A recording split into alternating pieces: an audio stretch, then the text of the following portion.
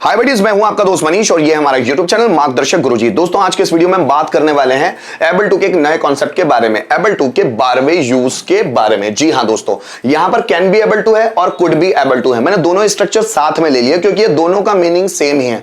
चाहे आप can be able to इस्तेमाल करें, चाहे आप कुड बी एबल टू इस्तेमाल करें, दोनों के हिंदी सेंटेंस सेम होंगे, दोनों के मीनिंग सेम निकलेंगे। तो दोनों प्रेजेंट के लिए इस्तेमाल किए जाते हैं। कर्ता कुछ करने के योग्य हो सकता है, कर्ता कुछ करने में सक्षम हो सकता है ना दोस्तों। हम लोगों ने कैन और कुड को पढ़ा हुआ है। कैन और कुड, तो कैन प्रेजेंट में इस्तेमाल होता है और कुड प्रेजेंट और पास्ट दोनों में इस्तेमाल होता है। और इस स्ट्रक्चर में कुड प्रेजेंट में इस्तेमाल हुआ है। कैन और कुड एबिलिटी, कैपेसिटी और पावर को दर्शाने में इस्तेमाल होते हैं।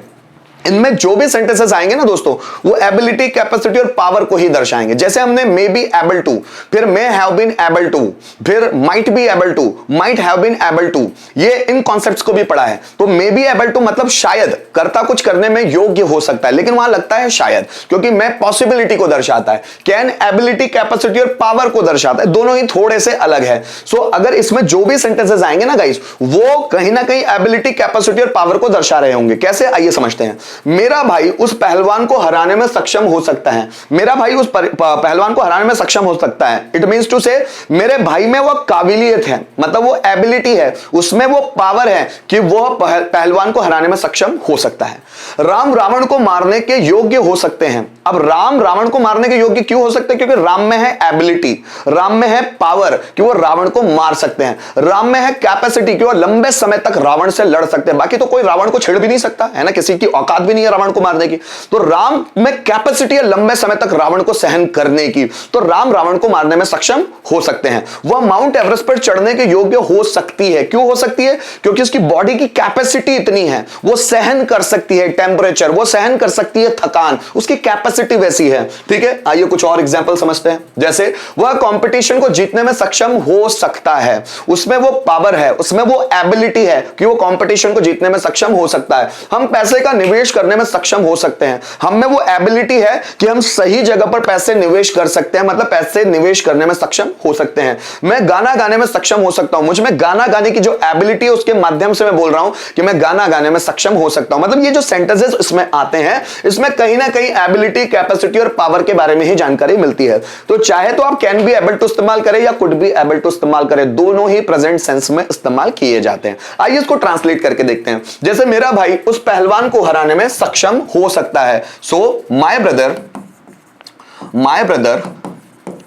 कैन बी एबल टू, हराने में डिफीट, उस पहलवान को, defeat that wrestler, defeat that wrestler. So मेरा भाई उस पहलवान को हराने में सक्षम हो सकता है। My brother can be able to defeat that wrestler. Ram Ravan को मारने के योग्य हो सकता है, या राम रावण को मारने के योग्य या मारने में सक्षम हो सकते हैं। So Ram could be able to, अब कैन बी एबल टू की जगह हम कुड बी एबल टू भी इस्तेमाल कर सकते हैं। So Ram could be able to kill Ravana, ठीक है ना।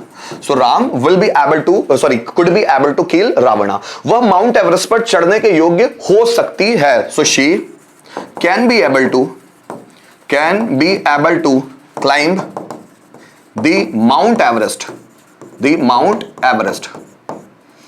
है ना। So she can be able to climb the Mount Everest, वो माउंट एवरेस्ट पर चढ़ने के योग्य हो सकती है। आइए कुछ और सेंटेंस देखते हैं। जैसे वह कंपटीशन को जीतने में सक्षम हो सकता है। So he can be able to win the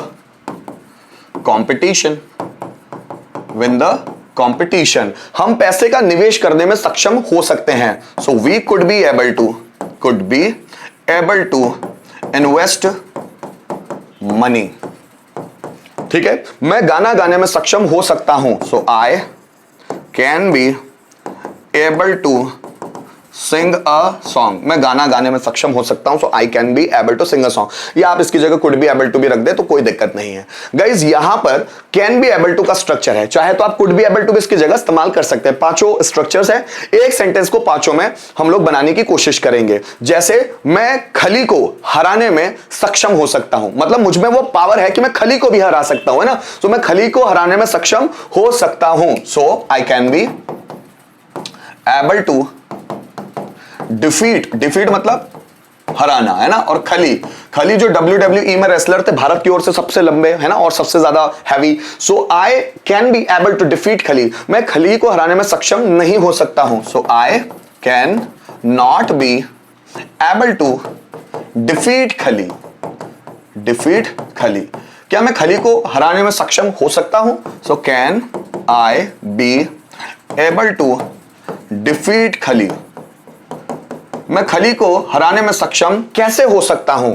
so how can I be able to defeat Khali, और कौन खली को हराने में सक्षम हो सकता है? So who can be able to defeat Khali, defeat Khali, कौन खली को हराने में सक्षम हो सकता है। सो गाइस, यहां पर कैन बी एबल टू की जगह हम लोग कुड बी एबल टू का इस्तेमाल भी कर सकते हैं, दोनों एक ही प्रेजेंट सेंस में इस्तेमाल होते हैं। उम्मीद करता हूं इस वीडियो के माध्यम से जो एबल टू का मैं 11वां कॉन्सेप्ट आपको समझ जाना चाहता था, यानी 12वां कॉन्सेप्ट जिसमें कैन बी एबल टू और कुड बी एबल टू दोनों इंक्लूड करके लिए हुए हैं, वो आपको बहुत अच्छी तरह से समझ में आया होगा। किसी तरह का प्रॉब्लम है तो वीडियो को रिपीट करके देखिए, जो सेंटेंसेस मैं यूज करने में बता रहा हूं, ट्रांसलेशन जिनका सिखा रहा हूं, उनको ध्यान से सुनिए, हर चीज आप लोगों के लिए क्लियर हो जाएगी। Thank you so much for watching this video till the end.